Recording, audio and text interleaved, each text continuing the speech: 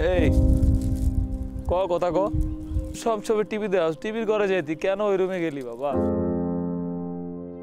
কালকে যে স্বপ্নে আসছিল কি বলতে চাইছিল আমার? আজকে আসবি স্বপ্নে? তুই যেখানে আসস খুশি আসস আমি জানি, অনেক খেলাধুলা কর, তুই ভয় পাইস না। আমি খুব জলদি তোর কাছে চলে যাব, তুই আমি একসাথে থাকবো, খেলাধুলা করবো, তোর মা আসবে, আমি সবাই আবার একত্রিত হবো, সবাই আবার একসাথে থাকবো। ঠিক আছে আমার আব্বু? 11 বছরের গুলিবিদ্ধ শিশু সাফফাত সামির শুয়ে আছে কবরে। কবর জিয়ারত করতে গিয়ে নিজেকে আর সামলাতে পারেননি শিশুটির বাবা সাকিবুর রহমান।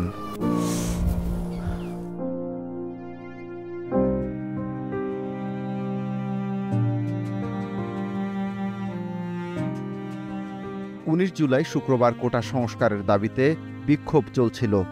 ঘরের ভেতর খেলছিল শিশু সাফফাত সামির। সন্ধ্যা 7টার দিকে হঠাৎ জানালা দিয়ে ঘরে ধেয়ে আসে একটি গুলি।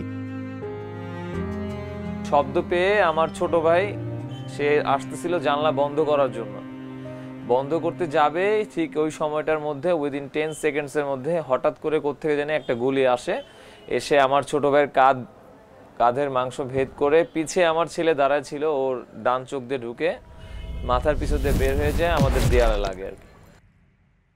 ছেলে কোনো কথাও বলতে পারে না, জাস্ট 2বার হাত নাড়াইছে, এর মধ্যে তার জান বের হয়ে গেছে।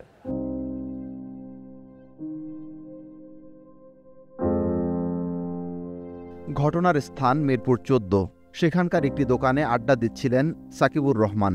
সন্তানের গুলি লাগার খবর পেয়ে ছুটে আসেন বাসায়, কিন্তু ততক্ষণে সন্তানকে নিয়ে তার স্ত্রী ও ভাই হাসপাতালের উদ্দেশ্যে রওনা দেন। হাসপাতালে গিয়ে দেখলাম আমার ছেলে জাস্ট মনে হচ্ছে যে সে সেন্সলেস, ঘুমায় আছে। আমি তাকে ডাকার চেষ্টা করলাম, কিন্তু ততক্ষণ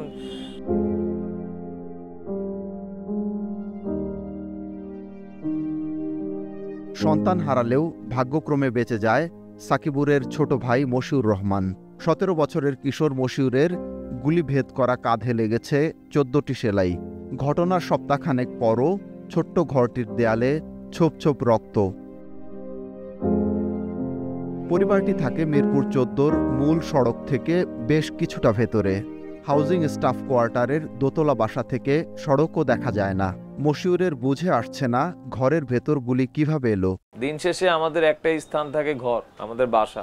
ব্যাড লাক বলবো না আমাদের নিরাপত্তার অভাব, আমার কাছে ভাষা নেই।